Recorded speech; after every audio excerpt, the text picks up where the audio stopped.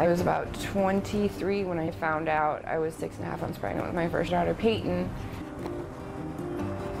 7 months, 21 days, I was clean and sober. I was living with my husband's father, and on November 3rd of 2013, he drove up off the driveway into the backyard and hit and killed my daughter in front of me. I wrote, "Mommy loves you. I miss you each and every second of every minute of every day. Love you, Bug. Until we meet again, Mommy."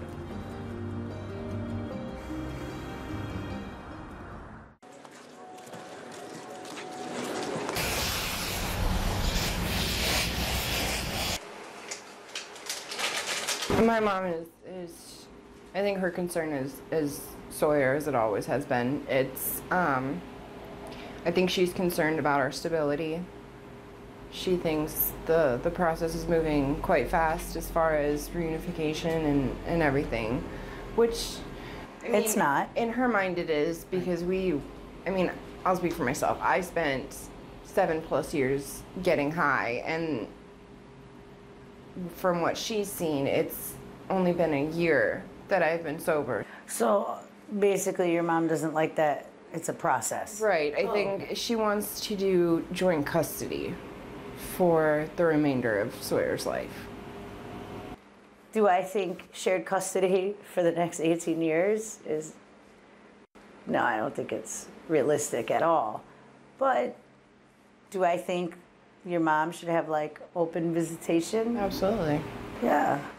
Well, it's actually what's best for you, your husband, and your child. Right. Well, I mean, what's best for her is to be with her parents. Right. I'm extremely sensitive when it comes to her, and it's not just because of this situation, it's because of what happened with Peyton. I know I'm being judged so harshly because of that. Like, it's, my mom has fears over that as well, and that it's not that they're out of place.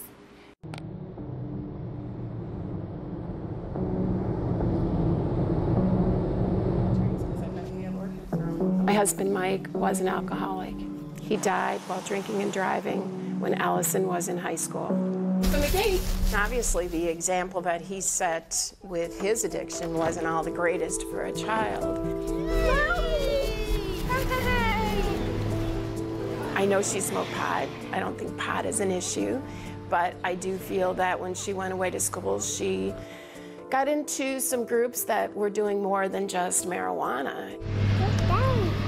After Sawyer was born, Allison lived here to feed her drug habits. She was coming up with these unbelievable stories. You know, I got a speeding ticket. I don't have money to pay. I need money for daycare. My check was short. She made up this one story that one of the drug dealers showed up at church with a gun, and that he told her that he knew where her daughter went to daycare and he knew where she was living. Where's your Jeep, doctor? I don't know. I got full custody in November. They've been having the opportunity to have her on the weekends.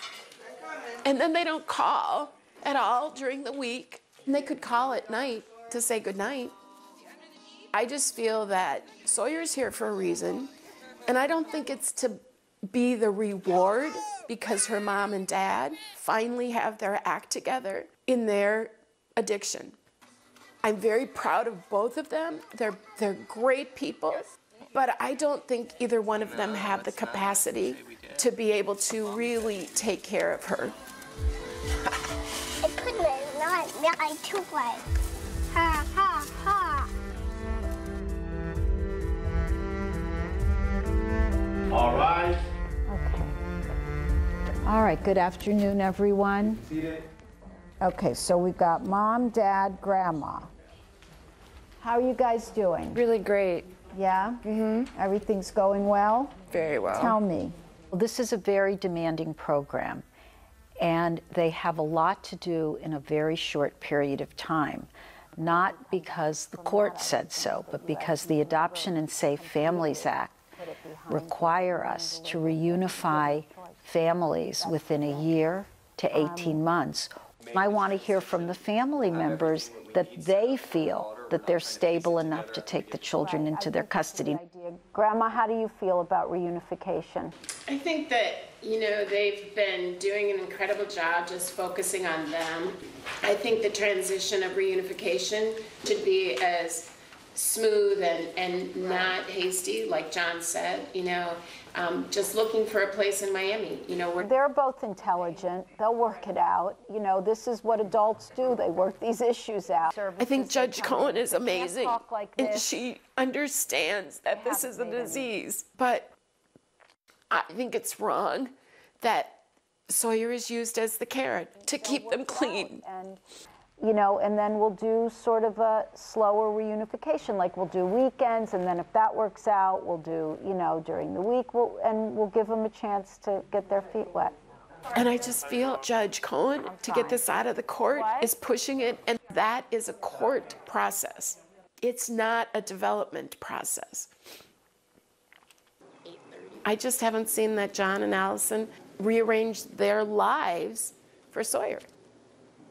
My fear is that as hard as she wants to be sober, that one day she's going to let her guard down. Would you like something to drink? Water? I sleep so well at night now, knowing that Sawyer is safe, and that if I get a phone call, I get a phone call. I got a phone call when my husband died. I got a phone call when Peyton died. If I get another phone call, it's not anything to do with me. And I'm not going to say it's God's will, but it is what it is. And death is death. And again, I've come to terms that it's okay if it's her. But I'm not okay if they have Sawyer again. I'm not.